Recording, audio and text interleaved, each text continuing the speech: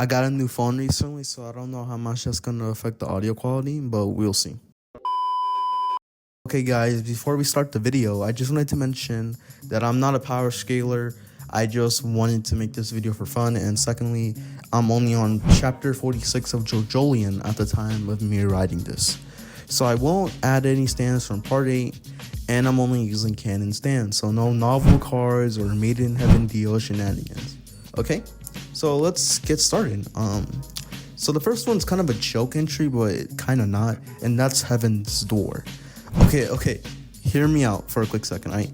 I promise you there is some truth to this, and that's because Heaven's Door mean gimmick, which is being able to turn the opponent into a living book, and by doing this, Rohan has access to all your memories, and he would know pretty much everything there's to know about the opponent. But here's the actual trump card I want to talk about, and that's written in commands. If you don't know what that means, it basically means Rohan can write pretty much anything in the pages, and it forces the person to do it. A good example of this was when he stopped Koichi's attack from hitting him by writing a command saying he couldn't, hit him. Basically, my main point about Rohan is that and that's a massive if he manages to write commands on Goku 9 times out of 10, he would win. By writing something like I can't attack Rohan, something around those lines. But don't get me wrong, all right? That's like a big, like a small, not a big, you know what I mean? Like a really, really small chance of that happening. The problem with Rohan is, why I put him like so low here, is because first off, a couple things. Before part 5, there isn't really a lot of strong stands out there, and also Rohan doesn't really have a lot of good feats. But I'm just gonna place him here because you could make a little argument that he could do something, I guess.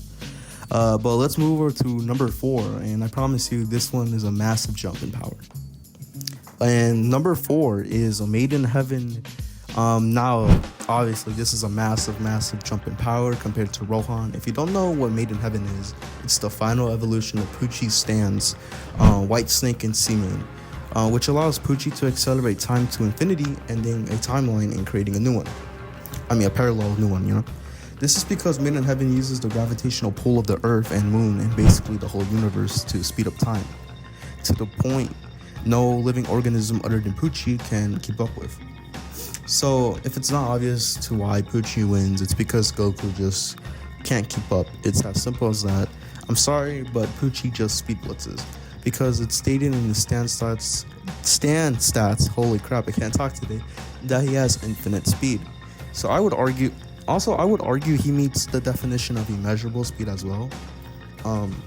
My main point is that he would pretty much dodge every attack and just end up resetting the universe, and if Goku survives, fate would be on Pucci's side in a new universe. If you remember, the only reason why Pucci lost was because he accidentally gave Emporio Weather Report stand, and that changed fate to be in favor of Emporio.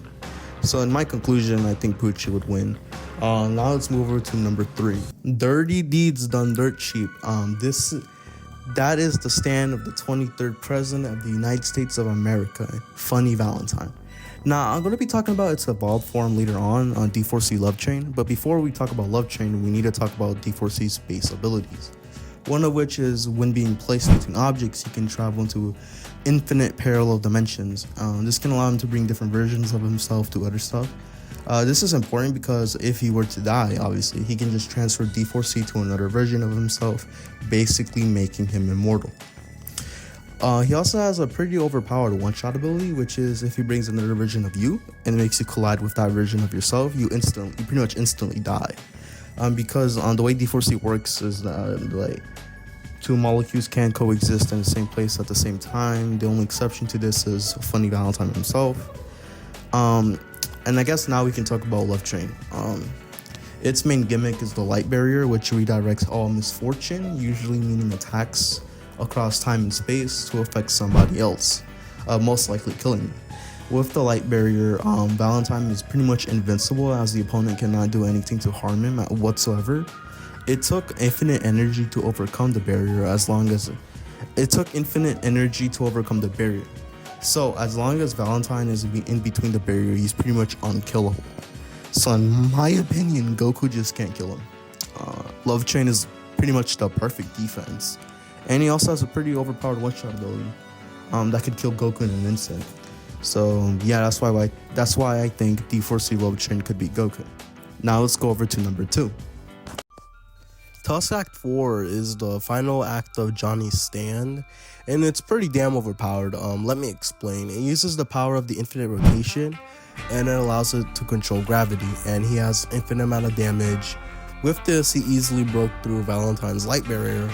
Now remember how I said Love Train redirects all misfortune? Well, Act 4 just doesn't care. Another reason why this is such an impressive feat is because in the JoJo Roller Guidebook, D4C is stated to transcend dimensions and mathematical dimensions. Mathematical dimensions means alternate universes. That would mean D4C transcends all universes in the multiverse, at least in the Steel Ball run. Continuity unity, right? And Johnny just breaks through this barrier with no effort whatsoever. But the really impressive part is when he attacks, he uses the infinite rotation, which if you get hit by it, all your cells in your body just begin to infinitely rotate, killing you in the process. And its range is also infinite. For example, it followed Valentine across multiple different universes when he tried to escape from it, but it followed him every single time, and basically you cannot escape from this ability. But there is one caveat with Tusk Act 4. You see, for it to actually work, he needs to be on a horse. Yes, he can summon Act 4 without a horse, but to actually use it at its full power, he needs to be on a horse. But besides that, the infinite rotation would unironically just one-shot Goku. Okay, now it's time for my number 1, and it's pretty predictable. That's right, Gold Experience Requiem. This was obviously going to be the number 1 on this list, and definitely the most controversial one. If you don't know, GR is basically the evolved form of Golden Experience, thanks to the stand arrow. And it's stated multiple times, at least in the original universe, to be the ultimate stand, and it transcends all previous stats. But anyway, let's go over its 2 main abilities I want to talk about, and that's Return to Zero and the Infinite Death Loop. First, Return to Zero. It's a passive ability which activates whenever anyone wants to attack the stand. And the ability prevents the attack from actually hitting it. Basically, whenever you try to attack the stand, you cannot actually hit it. You can't even really outspeed this attack anyways, but basically it makes all your attacks irrelevant and useless against it. Now for the Death Loop. This one's a little bit more complicated to explain, and that's because it's actually like really vague, but I'll try my best to explain it. Basically, my interpretation of it is that it removes the aspect of death from a victim infinitely. For example, with Diablo, every time he was about to die, he gets transported into another dimension, I guess you could say. And you know, that aspect of death, every time he's about to die, he gets removed and he gets transported to another and another and another infinitely until the end of time, supposedly. But you know, depends. I don't really know how to describe this ability. Araki has never really properly explained it. But yeah, besides that, basically my main point with GR is that Goku can't really hurt the stand at all, since it would just revert all of his attacks to 0, you know, like make it so as it never happened. And depending on how you think the Death Loop works, he can place Goku under there. But yeah, that's pretty much my main point with GR right there. If I'm being honest, the number 1 and 2 can be interchangeable, but I'm comfortable putting GR at number 1. And yeah, that's pretty much it for my video. Hopefully you guys liked and enjoyed the video. If you're a new viewer, hopefully consider sticking around, maybe pushing that subscribe button, I don't know. Comment, you know, help me out in the YouTube algorithm a little bit. Before I leave, I want to mention my Twitter account actually recently got suspended permanently, so I'd really appreciate it if you guys followed my new account. I'll link in the description below. Join my Discord server. And yeah, that's pretty much it for me, guys. See you whenever I upload again. Peace out and bye.